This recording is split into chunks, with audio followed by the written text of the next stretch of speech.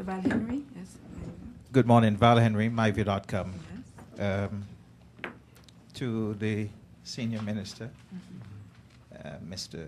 Dr. Martin, you spoke regarding the Kennedy Simmons Highway. I don't know if you could provide us with some additional information regarding what the government is hoping to do, the expectations in terms of the renovation work down there. And in terms of the integrity in public life bill that was spoken, I think, of by, was it the Attorney General or Minister of Legal Affairs?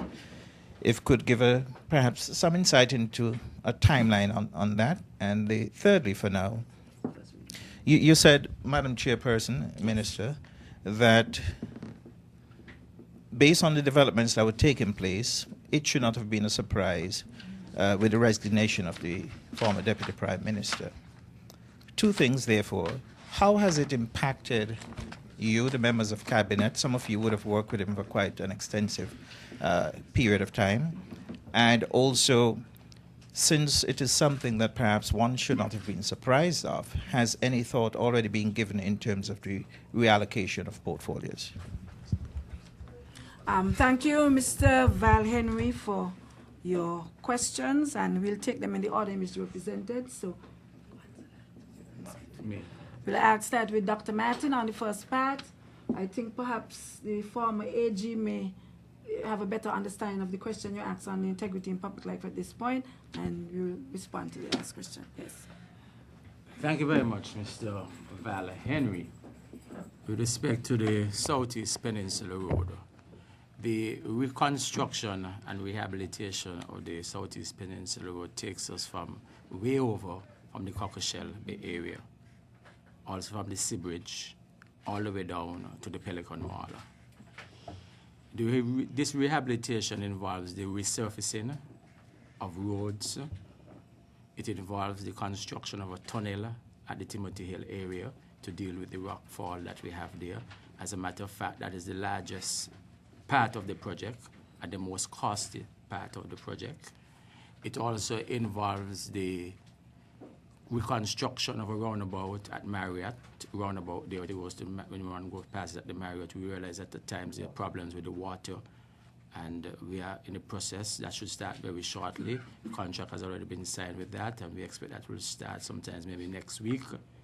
We will also have the reconstruction of the drains along the road side, because we do appreciate that as an asphalt road, part of the problems that are created for the asphalt is the drainage of the water itself on the road.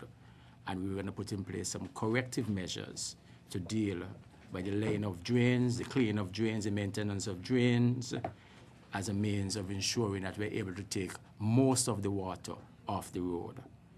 The other area that we are looking at, and is a major portion of the road also, is the construction of a roundabout at the Kim Collins Highway and at the Central Bank and at the Boardwalk Road.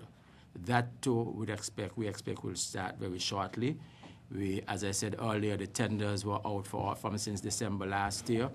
They should be received tomorrow. The consultant is here presently, and he will be able to review those tenders to see who or which contracting firm would have won the tender on that aspect of the road. There's also some work to be done on dealing with the whole problem of drainage on Pond Road. You would appreciate it during heavy rains, hurricanes, and what's not, there's a problem with the drainage on the Pond Road, and that to the tenders will be in tomorrow to be dealing specifically with that, and we expect to see some reconstruction work being done there in terms of the construction of larger drains to take most of the water off the road down to the sea. The major part of those drains will be constructed on Sandown Road, and then we'll be looking in terms of how we expand the drainage between the Sull Tank Farm right up to Pond Road area. So those are basically some of the highlights in terms of how we intend to move in terms of the whole reconstruction and rehabilitation of the Southeast Peninsula Road. As I indicated before, we have sought at all instances to meet with most of the stakeholders who this road will have an impact on. There's a meeting at my office right now at the ministry dealing with that particular aspect in terms of sensitizing those stakeholders exactly where we are and how we're going to proceed with the whole reconstruction of the Southeast Peninsula Road. Thank you very much. Thank you. Honorable Patrice Nesbitt. As indicated some time ago, the government intended in 2012 to deal with a number of governance issues, and included in those issues was the issue of the integrity in public life legislation. And so after a careful review by the Cabinet of St. Kitts and Nevis of the different models, we settled on a model or a draft of the legislation, and we brought it to the Parliament in November of last year. And so this piece of legislation has received its first reading in the National Assembly. And in accordance with the tradition and the policy of this government over the years, we have made the legislation available to the general public so they can review the legislation and they can submit to the ministry comments, recommendations in relation to the legislation that is before the Assembly, so that we can benefit from the collective wisdom of the general populace in St. Kitts and Nevis.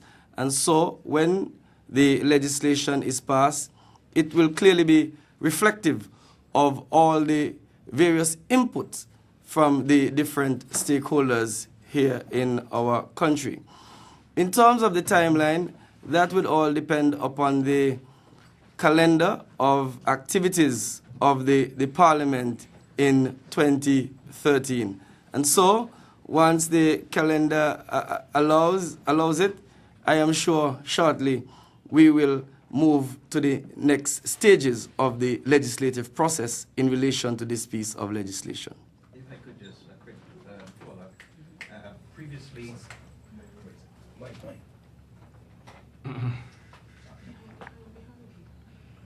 correct me if I'm wrong, Minister, but previously you made pronouncements regarding this same piece of legislation, and I'm paraphrasing now, but in those comments previously you said that this is one of the legislation's pieces that great priority will be provided to in terms of bringing to the Parliament and in terms of conclusion of the necessary work to that effect.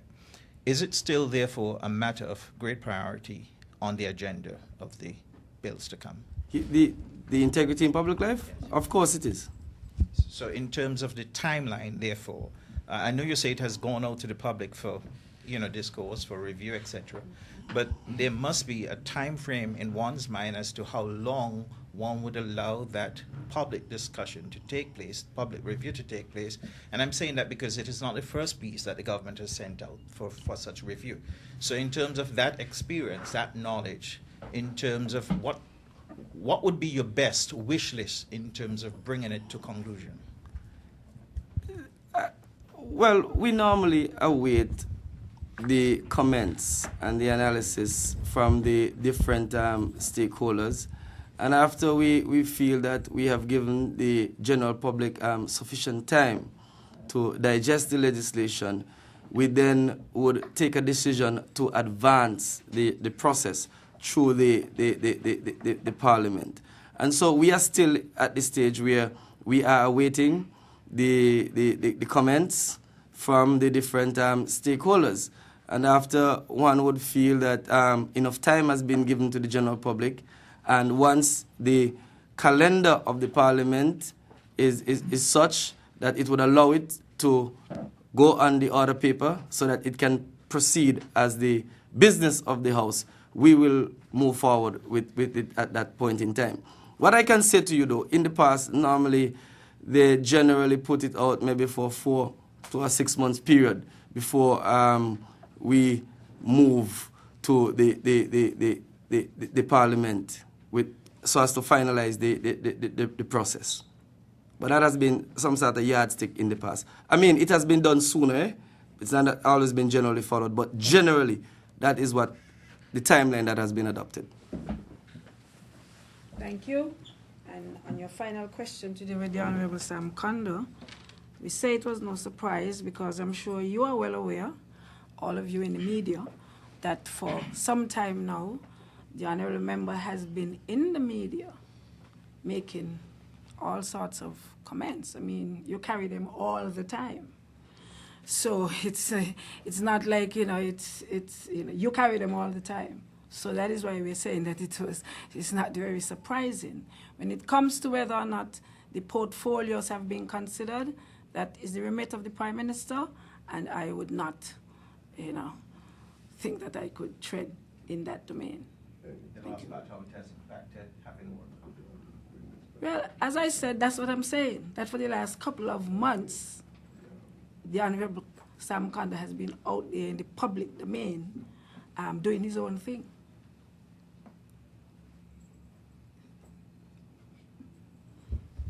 As a matter of fact, I would say, and to just go along with the whole idea of what collective responsibility is, because it is what we truly believe, and I would like to see anyone who can show me a cabinet where that does not obtain, anywhere in the world,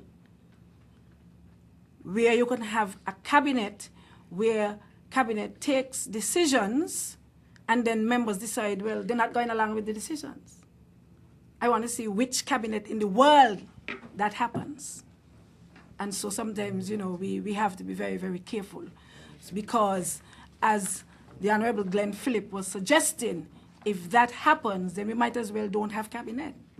Because if someone can decide today they're not going along with a decision that the cabinet makes in consensus, what could stop me tomorrow from saying, well, I'm not going along with this other decision the cabinet makes in consensus? And then what would we have?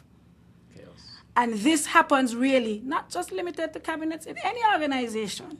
You're in an organization, and if your management in your media houses or wherever you are in any association takes a decision as to the way forward with anything, and somebody decides that, I'm not going along with that, I'm going to do my own thing, what happens? I always make the analogy of sports because I'm a sports person. If you have a football team, for example, and the management of the team decide this is the particular strategy we're going to use when we go out on the court, when we go there to play this match.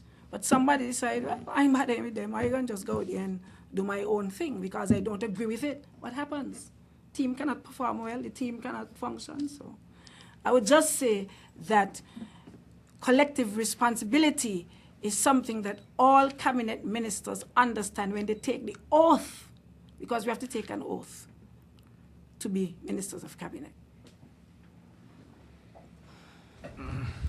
Good day, Jason Davis, ZIZ Radio and TV. Have quite a few questions on a variety of topics. The Mental Health Act was mentioned, I think, by new Attorney General. I'd like to ask, is anything put in place for adults who cannot look after themselves because of whether physical or mental impairments, such as a monitoring program? I know that there are truant officers or whatever for people who are under 18, but is anything in place for adults who would need monitoring? Secondly, Mr. Nisbet mentioned the DNA bill. Briefly, can you give us some more information on what that would entail? And also, some time ago we heard about a project for security cameras to be set up around Basse-Terre, but we haven't really heard much in the way of the development of that program. On to Minister Liburd. I think this would fall under your purview. Any word on the establishment of a performing arts center here in St. Kitts Nevis? Is already well ahead of us with their wonderful center over there. When do we get one? Under the topic of renewable energy, some time ago there was the discussion of the restriction of the importation of solar panels for home use when it comes to generating electricity. Has there been any change to that? Has it been relaxed or is it still in place? What's going on? That's it? Yes, that's it. Okay. Thank you very much for your questions. And I won't hog the mic. I'll give it to my good friend here, the Honorable Patrice Nisbet, to speak about the DNA bill and the security cameras. I think he would. Briefly, in relation to the DNA bill, that will basically reform the way how DNA evidence is collected and how DNA evidence is adduced in the courts of St. Kitts and Nevis. I think the major matter under consideration in relation to the DNA bill is the issue of whether the sample can be taken without the consent of the particular individual that the sample is needed to be obtained from. And so we are presently looking at the situation. We are looking at different models around the world where they have legislation of a similar nature. We also have to ensure that whatever we do in terms of the legislative framework, it can stand the necessary constitutional scrutiny. And so we would want to revolutionize the way how DNA evidence is gathered and collected, all in an effort, I believe, to improve or to assist with the various investigative techniques that are methods that are available to our law enforcement officials, and at the same time make it much more easier for that evidence to be adduced whenever the trial comes. It's all in an effort, I believe, to ensure that technology is used in our criminal justice system so that we can be assured when we are prosecuting persons, we are indeed we have the right evidence to prosecute that particular individual. It's all an effort in our improvement in the administration of our criminal justice system. There have been different challenges in relation to the issue of the security cameras. I think that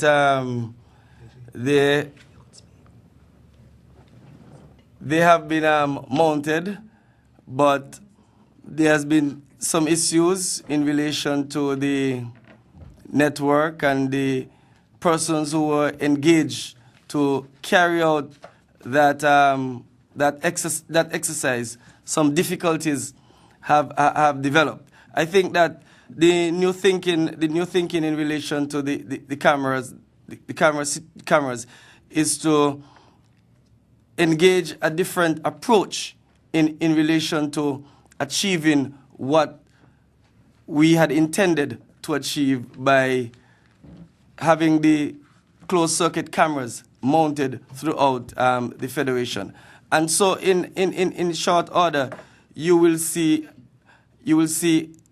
that the cameras become operationalized because a new management of the system is going to be put in place so that they become operationalized.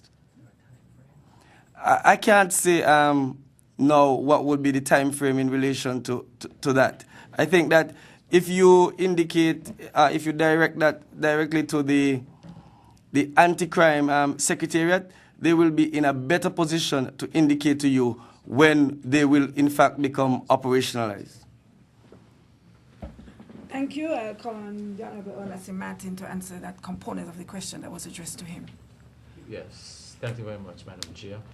With respect to the issue of solar panels and permission, but before I get into the solar panels, with your permission, I want to touch a bit on geothermal, because geothermal is still an important aspect of our renewable energy. And the federal government will want to continue to give the Nevis Island administration all the encouragement and all the assistance possible that we can bring geothermal on board, because geothermal provides a constant base load of energy that will definitely assist not only Nevis but also assist the federal, assist St. Kitts. And this is a project that has the blessing of the United States, of the OAS. We have gotten technical assistance and financial assistance in order to assist us to ensure that this project comes to fruition. So I just want to add that from the onset. In terms of the solar panels, yes, based on the legislation that was passed probably 2 years ago, in order to set up any aspect of generation of electricity, one has to seek permission. The ministry has been granting that permission to stakeholders out there. We have granted permission to TDC, we have granted permission to Horsford, we have also granted permission to small customers out there for the establishment of the solar panels. But we would want to move in a more liberal way, so we'll have to look at the whole bill that was passed to see how we can make it a little much more liberal so persons will be able to go and have this done as quickly as possible, especially since the government last year introduced the various concessions to facilitate the introduction of renewable energy in all forms. So that is something that we are in discussion at the moment with the Ministry of Legal Affairs. Thank you. With respect to the mental health situation you spoke about, I want to assure you that all adults in our country, seniors, are taken care of if they don't have a family by the state, regardless of whether they have a mental problem or not. It doesn't matter. So if you know of any who are not taken care of, you can also draw it to the attention of social services, because we have a home assistance program that is geared specifically towards elderly people, senior citizens who are on their own. If I may question, just to hear what if someone is living with a family member, Yes. but there may be a question of neglect from the family? Is there any way to monitor to make sure that person is being taken care of at home? Well, we would know about the neglect unless it's reported to us. So once the neglect is reported to us, then we'll move in to deal with the particular situation. But sometimes people assume a lot of things, but we would know about the neglect, because if you're living with a family, we expect that family members will look after their family members. I mean, that's a very unfortunate thing that's developing in our country. I've seen cases where family members take the elderly to the hospital, and when they're discharged, they don't come back for them. We have had cases of that here. So all I'm saying is that if there is a case of neglect, we just wouldn't know unless it is reported to us. So again, I'm appealing, if there are cases of neglect from family members, you need to report it to the Ministry of Social Services, okay? When it comes to the performing arts theater, I know it's very close to your heart, and the heart of many. We are in constant dialogue with the Republic of China and Taiwan. Actually, I specifically paid a visit to Taiwan to visit performing arts theaters for that specific reason. So we have something before them that we are working on. Hopefully we should get some blessings on it. Don't ask me about the time frame. In the meantime, though, we have a plan B. We have plans to seriously refurbish Carnival Village with a view towards having some form of performing arts theater as part of that refurbishment. And we're hoping that that will take place this year. That was actually going to be my next question about Carnival. Okay.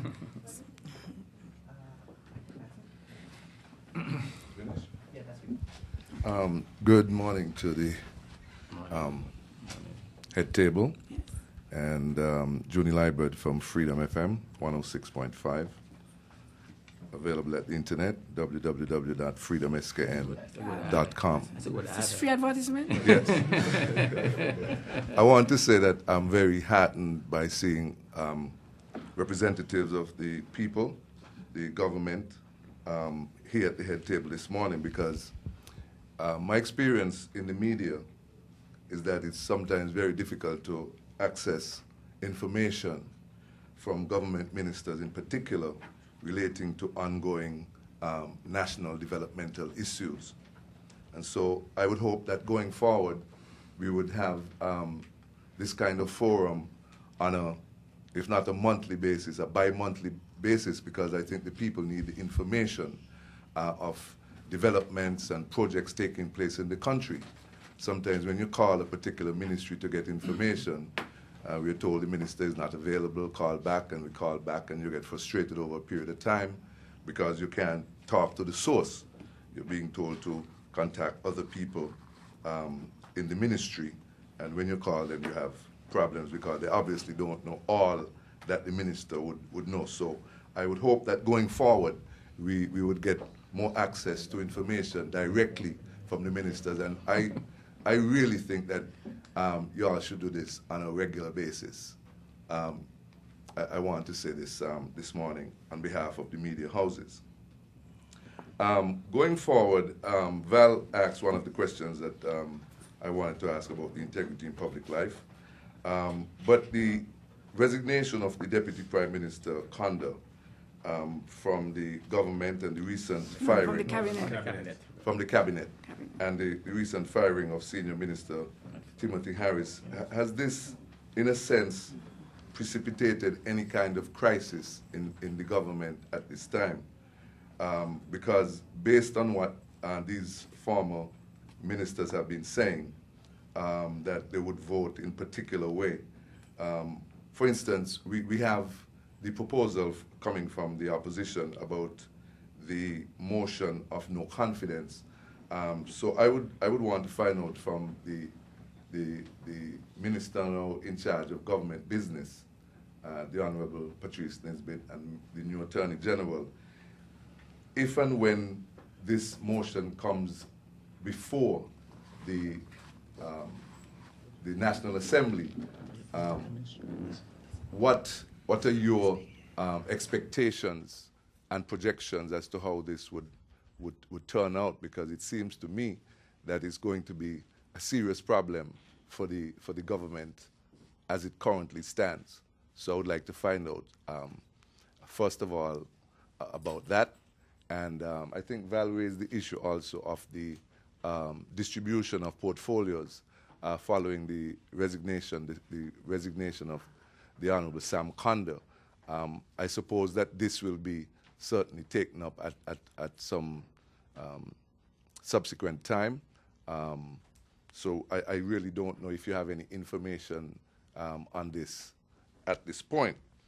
I want to appeal to the Minister of Energy, Dr. Earl Asim Martin.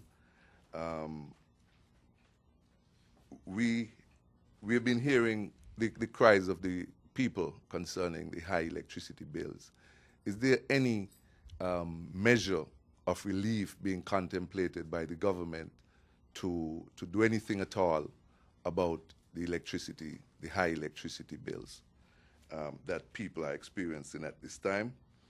You are the representatives of the people, and I feel that some measure of relief would be an asset to people's pockets at this time. Things are really, really difficult. I know it's a global crisis. There's an energy crisis, but people are still looking for the government to do something to help them to live a better quality of life. I think those are the issues that I would like to address at this point. So I would ask, first of all, the leader of the government business and the AG if they could make any input on this. Thank you very much. Thank you very much, Mr. Junior Liburd. I noted, first of all, I want to thank you for your kind advice, and I think that is something that we are taking on board in terms of going forward. I don't know if you were here at the very outset, but we did indicate, even though this is not an excuse, because I'm not an excuse person, that because of the ongoing issues that were emanating from the cabinet, we took a conscious decision not to go into to engage, because you'll become engaged in a to-in and fro-in. And we thought that as a cabinet, we didn't want to have that sort of to-in and fro-in in the public domain. So that was one. But we do take your advice going forward.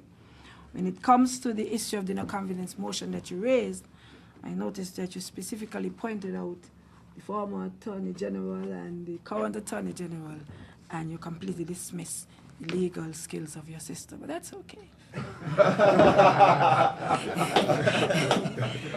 And so, even though I will have my own comments, I will start with the Go ahead. Everybody can say something. Go ahead. Well, let me say firstly that a motion of no confidence in the government is a constitutional tool, and it comes from the highest document of the land. As to its procedure in relation to it getting before the Parliament, that is governed by the standing orders of the National Assembly, and that is a matter entirely in the hands of the Honorable Speaker of the National Assembly. And so it will be very difficult for me to predict if and when the motion of no confidence will come to the Parliament. But when it comes to the Parliament, it has to be debated because it's a debate. And so one will hear debate from the government side and one will hear debate from the opposition side. The question as to how people will vote when time comes for voting on the motion of no confidence in the government, I can't really, it will be foolhardy for me at this particular point in time to speculate as to how the votes will go at the conclusion of that debate. And so I believe that we will all have to await the motion of no confidence being debated in the National Assembly, and we'll all have to listen, and then we will all have to await that moment when time comes for a vote on that particular resolution in the National Assembly. What I'm looking at is the numbers because, What I'm looking at is the numbers because right now, the former ministers of cabinet have indicated how they will vote on that issue. They have? I didn't know that. They have? Well, it would seem.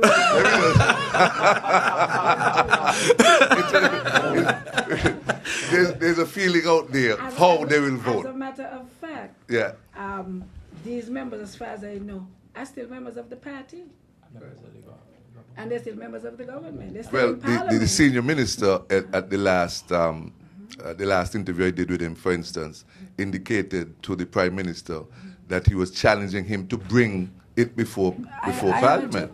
So it would seem to me that he would vote in a particular way. But he didn't disclose it. No, he didn't disclose it, but it is obvious from his passion and fervor how he would likely vote on it, as would the Honourable Sam Kondo. Well, we would leave all the predictions to the press. Madam Chairman, you just 2 seconds. If I may. Point. I don't want to have to come back. Okay. I don't want to I don't know if this is what June is trying to ask, so let me perhaps ask it myself. Because it is serious, though we have made a light moment of it. And I think everyone listening and viewing right now perhaps are trying to be clear. We have members on the opposition side who have said that they would like the motion to be brought because it is their intention to vote for the motion. Right. We have had discussions by two of your former cabinet colleagues. Therefore, for the avoidance of doubt, because some on the opposition have said it is not only Mr. Konda and Dr. Harris who might vote in favor of this, there might be others. Oh, I didn't understand it that way at all. There might be others. So, those elected at the panel this morning, Yes. how would you vote? Okay, that's what you're saying? I didn't understand that I didn't get that from Julie's question. You've put it in a different light. No, that's different. That's not what you... No, No, that's different. That's my view. That counts. That's my view, that counts. That's different. Okay. We will all, for clarity. Okay. Before we move on for the clarification, I just want to address a particular word that Junie said about crisis. because that is a word that always makes people, become finicky and panicky and say, oh, we have a crisis. I would like to remind the general public that in 1993, we had a minority government. Maybe some of you weren't born yet, so young people need to take cognizance of the fact that in 1993, we had a minority government. What that means is that we had a government of 5 people of 11 who were elected running the government. 5 out of 11. It means that you had 6 people in opposition, but the government was being run by a minority government. So I think people need to take cognizance of this. And funnily enough, the very people who are out there now with all sorts of, carrying on in the press every day, were part of that government, were in favor of that government, were supporting the government, and they didn't see anything wrong with it. And it was a minority government, passing bills. And for the records, I deliberately went and did my homework on it. There were 4 members of the People's Action Movement in the person of the Right Honorable Dr. Kennedy Simmons, the Honorable Sidney Morris, the Honorable Constance Mitchum, and the Honorable Hugh Heiliger. They were joined by the Honorable Joseph Parry of the NRP. 5. That was the government. And for the records, there were 3 unelected people in that government. The Honorable Tapley Seaton, who was the Attorney General, under the same section of the Constitution that the Honorable Jason Hamilton is now the Attorney General. Same section of the Constitution. Right? Honorable Tapley Seaton, unelected. Because a lot of talk out there about unelected, as though there's something wrong with unelected people now. The Deputy Speaker, Ralph Gums, unelected. And the late Mikey Roberts was a senator, unelected. Those 8 persons form a minority government in 1993. And they were passing bills and doing everything.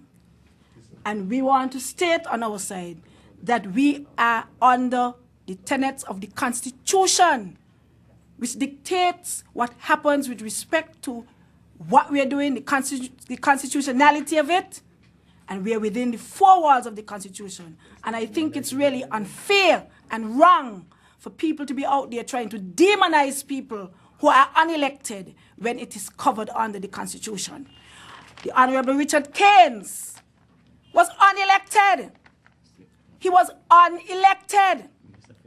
And he formed part of a previous government and held the portfolio of finance, which only prime ministers usually hold.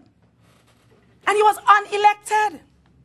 So all this talk of trying to demonize people who are unelected now, it's not right.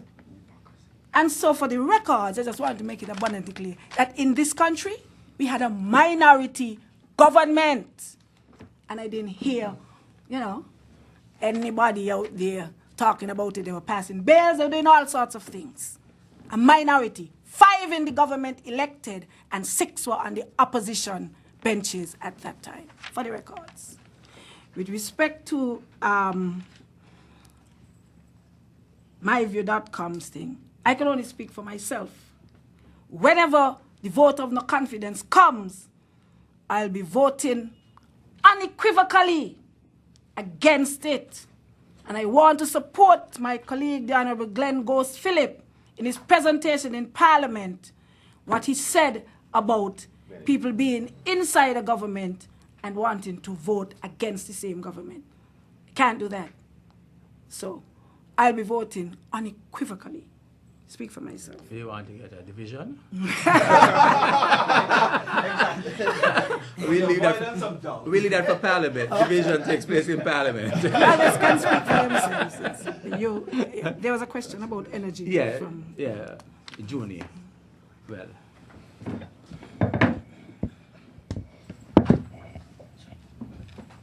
I want to say from the onset that the ministry, and I, as the minister, do understand the plight that the customers who are obtaining electricity from Skelec are going through presently. Yes, cost of electricity is what it is at the moment, and we do understand that. And we would want to bring relief. But we would want to bring relief in a sustained way that can be sustained over a period of time. And that is what most countries of the Eastern Caribbean and the world are looking at, is how we are able to bring relief on a sustained way that persons they will be able to have this over a long period of time. Because there's no signs on the horizon, no foreseeable signs on the horizon that the cost of fossil fuel is going to reduce dramatically. We have seen where it has moved in a matter of under 10 years. When I became the Minister of Energy in 2004, a barrel of oil was sold on the market for $20 a barrel. Now in 2013, a barrel of oil is almost $100 a barrel. It has gone up 5 times. We have to continue to supply electricity. We have to continue to do everything. We do understand the problems. And that is why we are looking in an energetic way towards renewable energy. I had outlined in my own presentation earlier that we are more or less in discussions with Skelec and with the SIDF on how we can assist customers out there in providing solar panels that will be able to reduce their own cost of electricity. Because all the solar panels is being brandished out there and being talked about the way to go. They are still very expensive. The technology is new. And because the technology is new, it is still expensive on the market. And we'll want to find a mechanism in which we can provide those solar panels to households out there who can't afford to buy those solar panels and be able to be involved in the program of a sustained way of reducing their own cost of electricity. We haven't been able to roll out the program as yet. We are in discussions. Up to yesterday, we had discussions. This morning, I saw the representative from SIDF, and we're going to meet this afternoon to further discuss the matter on how we're going to do that. Because we want to assist. And we would like to assist in a quick time in terms of assisting those customers out there with that program. We want to make sure that once we would have provide those panels to the customers out there, we have some form of revolution taking place in terms of Skelec, in terms of how they operate and what is being done.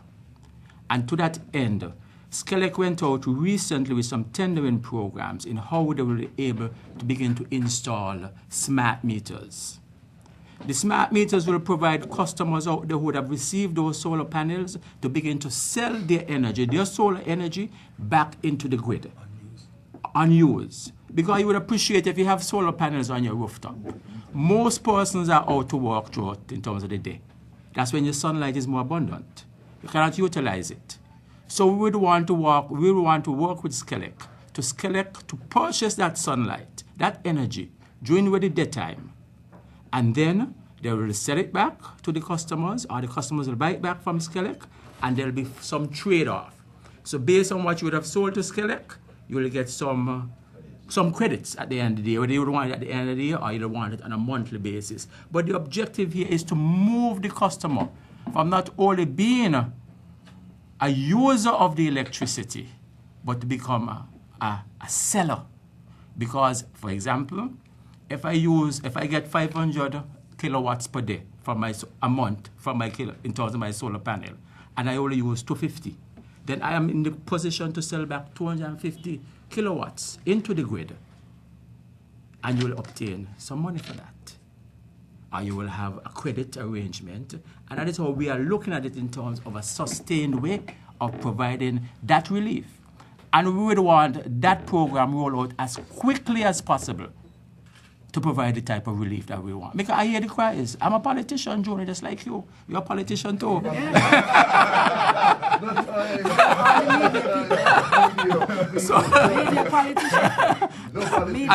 As my former teacher in school, you're a politician too. So I understand the cries of those persons out there in terms of electricity bills. And we want to have it on a sustainable basis, whatever relief that we bring, because it doesn't make any sense that the government come tomorrow and they provide you with $500 credit, $500 credit. We have to sustain it. The money has to come from somewhere. So we have to find a mechanism that will have it in a sustained way. And the solar panels that we are going to install could last almost 20 years. So you will have a sustained process over a period of 20 years in providing that opportunity for our people out there. We understand persons might be in the business sector. We have seen Horsford and TDC coming forward in moving that in that direction. But a lot of the ordinary persons out there cannot find the amount of money that will want to invest in solar panels. Solar panels probably to generate electricity for probably a 2-bedroom home or a 3-bedroom home will cost about $6,000 US. So we want to find a mechanism which we can assist in providing that, and you benefit on the long run on a monthly basis on your electricity bill. So that is what we are working on furiously with SCELEC and with the SIDF, and we want to roll out that program very quickly because I do understand the cries out there of the people who are using the electricity. And this program that we are using is not only being utilized in St. Kitts. We have seen it roll out in Barbados. It is happening in St. Lucia. It is happening in St. Vincent and in Dominica. So they are looking at ways and means of doing it because we understand the cries, but we understand that we have to do it in a sustained way if we're going to take advantage of it. Thank you, Minister Martin. I just want to... And probably I need to add one other thing. Because even if we are going into renewable energy, the fundamental word still has to remain as how we can conserve. Because we have to look at conservation. It doesn't mean that because we have solar panels, we're going to leave on the lights all day and all night, and we're going to leave on the fan all day and all night and we're not there, or we're going to leave on the air conditioner unit all day and all night and we're not there.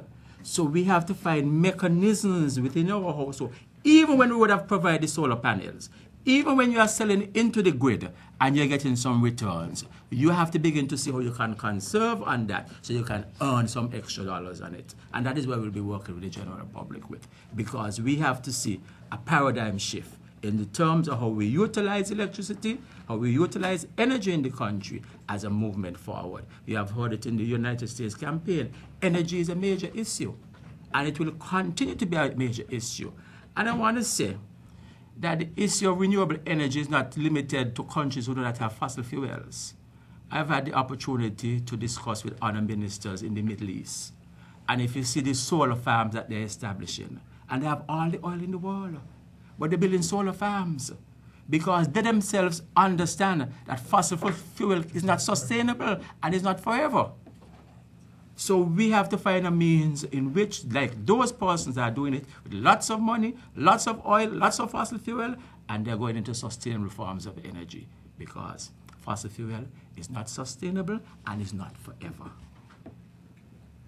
And if I may add to that, within the Ministry of Social Services, we underwrite electricity for those most indigent and especially elderly people in our communities. One of the things that I noticed during Carnival is the increasing number of young people that are becoming involved in the production of Carnival, the planning as it relates to being on the committee, helping, assisting artists, marketing, and like production and whatnot, all of the things that go into making Carnival what it is. I wanted to know what you have to say about this, Minister of Culture, possibly Minister of Youth might want to comment on it as well. And what are the plans, if there are none? Can we see something being done to train young people in the creative arts and skills that they possess so that they can move up into the leading positions in the Carnival Committee so that we can run this thing? That's my question. Those are my questions. Desi. I think you really answered your own question, but I will try your best to answer it. Again, let me commend the number of young people who participated in the Carnival this year, especially on Parade Day. Usually the young people participate in Juvie, but on Parade Day we were really, really very impressed with the large numbers of young people who came out. And you're right with your observations. What I would tell you is in the Ministry of Culture, we have had a program all along, as you know, of trying to, you are a beneficiary of one such program, trying to send people out there with respect to the performing arts. But we have not had enough being done in terms of training of production on the production side. So that is something that we are focusing on, trying to get people trained in terms of lighting, in terms of production, that area of it that we have not paid too much attention to in terms of training. And so we are going to be focusing on that, particularly bearing in mind what I just said about the Carnival Village rehabilitation, which would have within it a component similar to what you're saying, and that is part of the reason why that would be part of, when that is restructured, that will be part of it there, so that we can have that ongoing training in those particular areas, like production, including lighting and sound and these various other things that our young people are involved in but are not really trained in.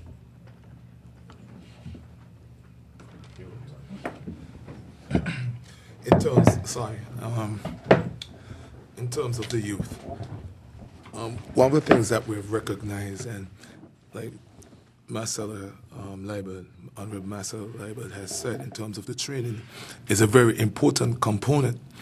However, from the youth department, what we have recognized, there are several groups that are out there, and especially in acquiring material, maybe lighting and costumes and all those things. We realize it has inhibited a lot of the movement of our youth. And so what we have done, as a matter of fact, we have had some appeals from some of those groups in order to take some form of, or give them some sort of assistance, which we are doing shortly, to the Ministry of Finance to see how best we can help to alleviate some of those problems. On a lighter note, and Junie has left the room, he spoke about meeting more frequently as ministers, which I quite agree. And the Honorable Marcel Liebert have stated why we haven't done that. But let me say, too, that I think about 6 months ago that the government has created a website, www.gov.kn, which provides information from all of the ministries. It's there. And so in terms of persons in the diaspora who wants, for example, to fill out a form at the National Housing Corporation or whoever in government or whatever ministry in government, they can access through that government portal at this time. Thank you. Well, it seems to me that we've come to the end of this press conference. I want, on behalf of all of us here, to thank all the members of the press who took time out to come this morning. We're very happy to field your questions. And if there are any other questions that you want answered, I'm sure you can meet with us on a one-on-one basis. I personally will be happy to answer your questions. And we want to assure Junie and the rest, if he speaks for the media, that going forward, there will be a different sort of agenda with respect to the members of cabinet and the media going forward. I'm sure you'll see more of this happening as we go forward into the future. So again, I want to thank you for coming out. I want to thank the listening and viewing public, and I wish us all good health going forward for 2013. Thank you so very much.